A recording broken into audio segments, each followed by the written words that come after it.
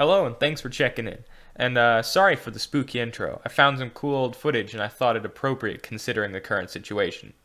Now, like any rational human being, I tried to find some ways to stay entertained when kind of isolated and staying at home during spring break. And now, like any rational human being, I browsed the Steam store and found the Valve Index rather interesting. You see, I've had some experience with VR before, and I've owned the HP Windows MR headset from back in the day, but it wasn't super great. I mean, it was a great intro and it was super cheap. I got it on sale, but its experience was kind of lacking. So, like any rational human being, I checked the Valve Twitter, found out that they were adding more units to stock, and I hit the order button the exact moment it became available, probably like 2 weeks ago now. And so, as a result of that, I was one of the first batches of headsets that were available for order, so I got mine pretty much immediately after ordering. As you can see, people now are stuck with maybe ships after 8 weeks, so it's pretty backed up in order. So luckily I managed to get one before the release of Valve's new VR game, Half-Life Alyx. But that's for a later video. Today we're going to be talking about the headset itself and doing a little bit of an unboxing slash review. So what we're going to do now is we're going to teleport back in time and we're going to take a look at the unboxing.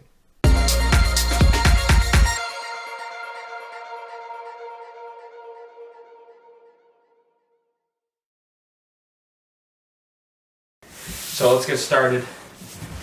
Here on the side you can see we have all the icons, including the Valve Index icon and a This Way Up icon using the Portal 2 kind of companion cube. That's pretty epic.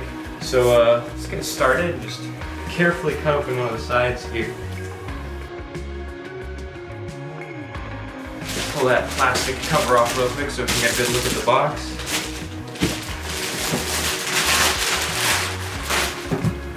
Man, that is mint. Look at that. We got both the kind of Valve Index logo and everything, like a really nice shiny pearlescent text. Like it changes color depending on the angle. Kind of like between the teal, blue, purple, and magenta colors that the Valve Index kind of has on the store page. The box itself is freaking sleek. Like this thing is really mint. Like this is really nice. So let's get close up here, the Valve Index. You can see it's got like a little shiny kind of text there that kind of changes color. Let's cut the seal here. And let's open it up. That's pretty freaking epic. Let's just turn this box around and let the contents speak for themselves.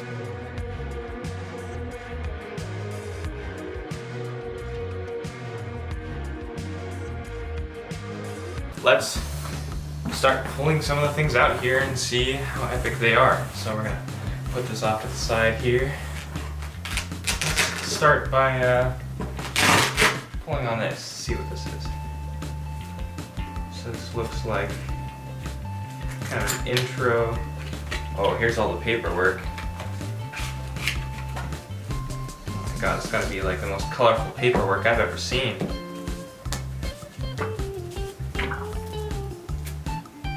Okay, also got a very nice cleaning cloth up in here. Got all the index colors here, it's very nice. Let's see what else we have in here. Let's take a look at one of the controllers here. Oh dude, that's pretty slick.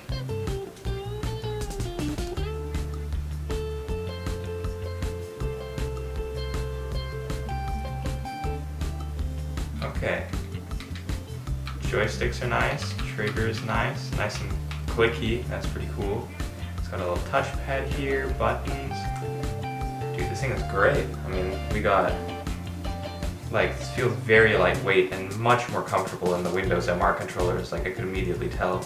The touchpad and like the different button configuration is going to take a little bit to get used to, just because I have played like all my games with the Windows MR layout, using the first kind of HP Windows MR headset.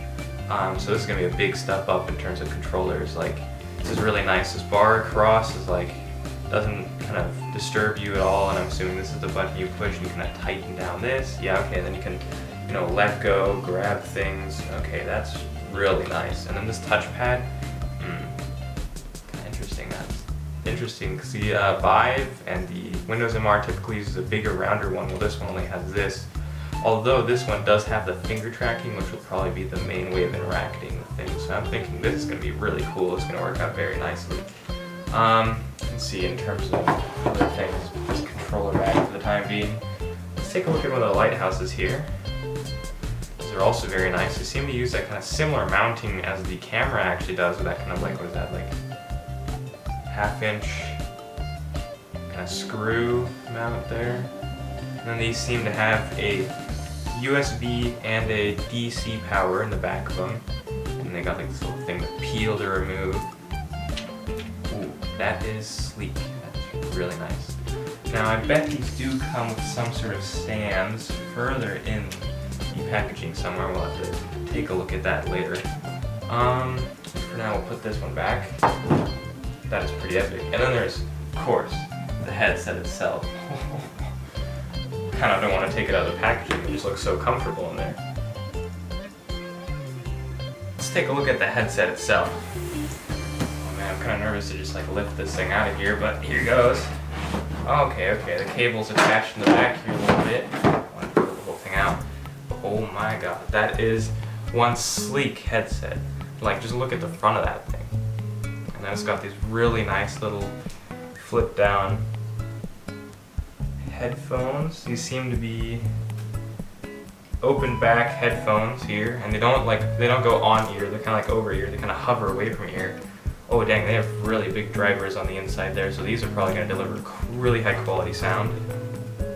And then let's see, we got this slider here on the bottom that kind of adjusts the lenses, kind of IPD. That's going to be really nice because previously the headset I had, the aforementioned Windows MR HP one, not the Reverb, but like the old HP one that was discontinued a while ago.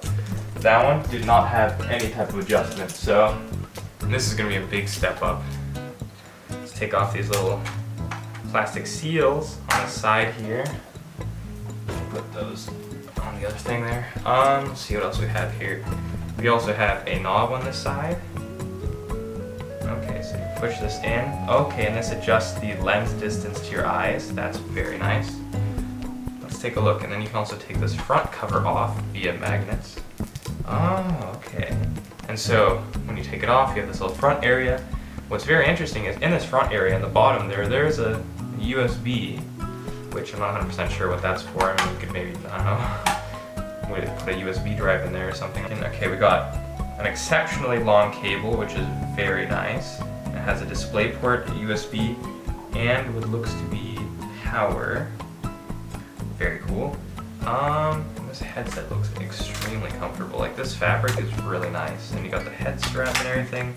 This is gonna be great. All right, let's put that back in.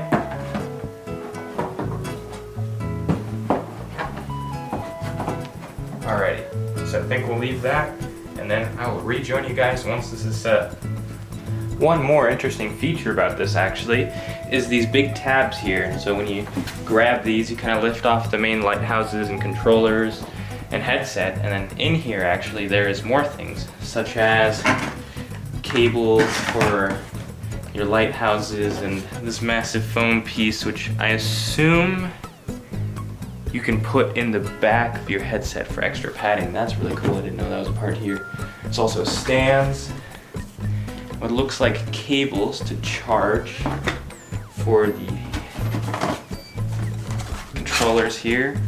Here we have all the required cables for the headset. All right, this is gonna be interesting to set up. We'll see how this goes. Hey guys, so the VR setup is going pretty well. We've got the controllers plugged in and charging here, and then we've got the two base stations set up. What surprises me about the base stations is that you actually only have to plug in the power. There's a USB port on the back, and I'm like, there's no USB cable, what's wrong? But apparently you just plug in the power and you can place them anywhere without actually having to tether them to your computer, because apparently I think they wirelessly communicate with your headset. So the only thing that actually has to be tethered to your computer is the headset. and that's very convenient for setup. Like these, you can easily place anywhere in the room, and all you need is a power outlet, and the cables that come on them are very long, so that's not a problem. It's also nice, the headset cable here is also extremely long. Like this is probably like 3 times longer than the Windows MR headset cable, and that's really nice. The controllers here charge via USB-C, that's very nice. Currently updating things via Steam VR, very nice. All I did is plug the headset in, it automatically recognized all of the devices, which is very cool. Now, basically just updating all the firmware, and then once that's done, I think we're already ready to set up a boundary and play. Like, there's a lot of moving parts coming out of the box, and I thought it was going to be a pain to set up compared to Windows MR where you just plug it in and draw your boundary. But honestly, this might be easier than Windows MR, because besides the fact that you can set up the separate base stations, which is literally just plugging them into power and putting them somewhere cool, it's very easy to set up because you literally plug everything in and it automatically detects. It's actually much easier than the Windows MR Bluetooth controller pairing, and that's a pain. Hey guys, so what's going on? I know I said I'd be back in a couple of moments when the VR was set up, but now it's almost a week later. But anyways, after using the VR headset here, the Valve Index, for a week, I now will be able to talk about a couple more features that I found out about while playing. Now, when you go to the store, you can always see the technical information, and I'm not going to bore you with that. You know, you can always see the screen resolution, the 144Hz display, whatever. But what really matters in these reviews is like the quality of life. Like, what are you actually getting? Like, how are you going to play once you buy the product? So first off, let's take a look at the controller. And now, you've probably seen these before if you've been looking at just VR accessories and controllers in general. But what I find really interesting about these controllers is not what you see in other reviews or what you see in the technical information, but kind of the things you don't see, kind of the things you more feel while playing. Now first off, these controllers are actually very light. Like this band here, it doesn't feel like there's anything in there. I mean, honestly, it'd feel like this is just a piece of plastic, but it has all the technology you need to play a game. Furthermore, with this lightweight and this really comfortable, secure band over your hand, you can really easily just like, you know, let go of your controller, open your hand, and do any kind of finger gesture you want with the finger tracking while playing a game without worrying about having this heavy controller clunking around and strapped to your hand. It's actually very comfortable and doesn't really hamper your experience at all. Furthermore, the battery life and the recharge is super great because of this USB-C and the kind of like integrated internal batteries. That's one thing that bothered me about the Windows MR, is the battery life wasn't super great and you always had to get these AA's recharged or whatever. This just has like, you know, you just plug it in USB-C and you're good to go. Furthermore, there's no Bluetooth tethering. These automatically connect to the headset. It's very convenient. Also, in terms of all the buttons, they're all very responsive. The touchpad is like smaller, but actually much nicer in terms of like just material and accuracy and tracking as compared to Windows MR. The trigger is nice. It has kind of like a typical pull, but then also has like a clicky button response at the bottom end. That's very nice. And overall, these controllers are just very adjustable and comfortable for long-term play, and all the features they have, especially the finger tracking and the really nice haptic feedback you get, they just very much contribute to any game you're playing because they don't take away from the experience, and the added features actually add to the experience. And now for the main feature, the headset. As we can see, the headset looks pretty awesome, and after playing with it for a week, I can guarantee it's pretty awesome. My main features that I really like are kind of this removable face gasket with a really nice kind of microfiber cloth. It's much better than the crappy felt or fake leather you get with other headsets.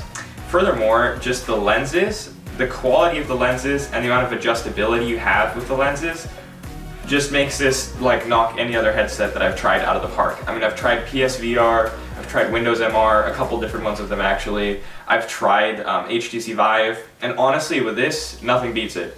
Because first of all, the lens quality is much better. You don't get any like ghosting or blurriness. Like pretty much everything in your field of view is sharp, and that's very important.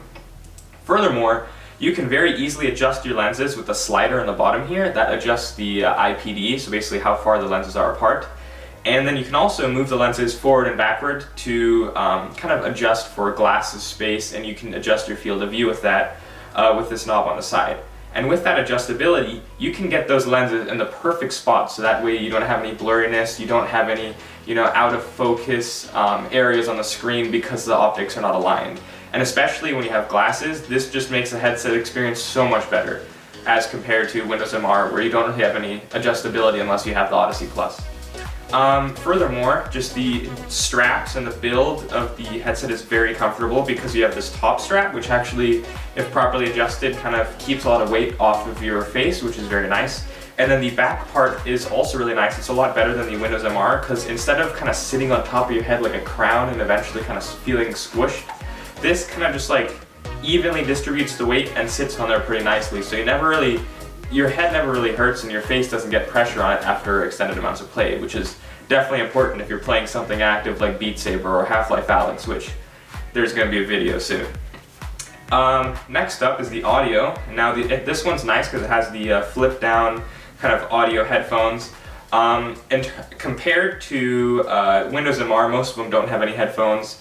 Really the only other VR headsets with quality headphones are the Samsung Odyssey Plus and the deluxe audio strap on the Vive. And now those are great, but I find these a lot better because these aren't like on-ear headphones. These are off-ear, so they float above your ear and they have pretty good drivers in here. I would say these are like probably 40mm speaker drivers in here. And the sound from these is actually pretty good. I mean, it's not going to compare to a bigger speaker setup or higher quality studio monitor headphones, of course, but I mean, these are great, and what's nice is since they're not on ear, they're not adding more pressure already onto your head, and they give you some sort of, situational awareness. Not having stuff blocking your hearing is really important, because when you're playing VR, you can't see anything except for what's in the VR. So being able to actually hear stuff going on around you is good, because that way you can tell, if your mom's walking into your room or whatever, you gotta close those games real fast. Anyway, what's also nice is it has this kind of front face shield, which is removable via magnets, just like the face gasket. And it has this kind of open area in here, which Valve seems to say, put your cleaning cloth in here, but there's also a USB port, and I've seen people kind of do custom mods or crazy stuff, so that might, lend itself to some extensions in the future. Also has two cameras in the front, which you can use for pass-through. So basically, in the VR, you can see what the camera sees, so you can kind of see where you are in the room, which is very convenient. I haven't used that feature yet, but I bet it's definitely useful if you have more people around and you don't want to run into anything, or if you have a smaller space and you want to know where you are. What I found actually very interesting as well is even when you just have your headset plugged in and not active, Discord actually recognizes these cameras and you can turn them on and use them as a vlog camera or whatever, which is really funny and very interesting. But in terms of features, I mean, I'm not going to tell you anything the store already tells you because that's where you should get your information. But in terms of comfort and just the kind of user experience, this is by far the best headset in terms of comfort, display quality, build quality, I mean everything. I mean that's why this is the top headset right now for PC VR. I mean the only reason you'd really get any other headset is if you want something mobile, in which case you get the Oculus Quest. If you want something cheaper, in which case you get, I don't know, something like the Oculus Rift S or whatever. If you wanted OLED and you wanted wireless capabilities, you could go for the Vive Pro, which is more expensive, but for most people, this is probably going to be the headset. I mean, there's really not much that beats this. If you want higher resolution, you can maybe get the Reverb, but of course the Reverb is Windows MR, so it doesn't have the external trackers, so the tracking is less accurate and whatever. So honestly, for PC VR, this is the headset to get. Alright, so what I've done is I've hopped into the lab here, which is Valve's own Steam VR kind of testing ground. And now what we're going to do is we're going to demo the finger tracking and then also show kind of how, get out of here, show how basically how this thing performs when you're playing a game. So first off, what's really interesting is you can notice in here they've modeled these hands to kind of show how the finger tracking works. You can kind of see these bars with how much the fingers are retracted. I find this really cool because really easily you can do gestures and stuff. You can do gestures and stuff. And then what's really cool with this is I'm gonna teleport here and use the built-in turn feature so I don't have to turn away from the camera. Basically, instead of just pushing a button and having something stick to your hand. You actually just grab it, you see? So that makes playing games a little bit different, and honestly a lot more fun once you get used to it, because it's not just like push button, it sticks to your hand. Oh, that broke. Anyway, it's not like, the old games where you just like stick something to your hand and it would go through whatever. Now things actually physically interact through the world. Your hand doesn't just go through, tables and shit, and you actually, have to grab stuff. And so this level of just interactable environments and just increased physics honestly makes VR games just puts them up to the next level. Furthermore, what the Valve does, which is really nice, is it has a built-in microphone, which is actually pretty good, and that's gonna make, okay, go play fetch. Okay, that's gonna make kind of like just making VR videos a lot better, and anything with microphone that's multiplayer like VR chat, it's gonna be a lot better. Like how we're playing fetch with the earth here. It's okay, don't drop it too hard. Can we stop playing fetch now? I mean, I've thrown this earth so many times, I swear it's probably gonna break. Here, go get it. So basically, as we can see here, the finger tracking works pretty well. And what's really nice about this is that in the lab here, it gives you kind of indications for how much force you're putting down on the grip sensor and like the amount of retraction like you get with each finger. And so the finger tracking is really good. So thumb, trigger finger, middle finger, ring finger, pinky finger, whatever you call that small one. And as you can see, the tracking is really precise, so you can do hand gestures, you can do whatever, which is really cool. But what also is really cool is once you combine the hand gesture with physics, where you can't just put your hand through stuff and you actually interact with the world as you would in the real world. And furthermore, with the finger tracking, instead of just pulling trigger and snapping things to your hand, you actually have to grab items. This combination really makes games a lot more intuitive. See, you don't just you can actually interact with items. And so this combination of physics and interaction makes games a lot more intuitive and opens up a lot of possibilities for game developers to just create really cool stuff. And now that's enough talking. Let's see how the index here performs in an actual game. So let's go into the longbow experiment here. All right, so let's play the longbow minigame. Basically, what we have to do is just defend the castle from these stick figure dudes. And so instead of just, pulling a button and having this snap to our hand, we actually grab it, which is really cool. And let's get it started. And so what's really cool with the index is, first off, the built-in microphone.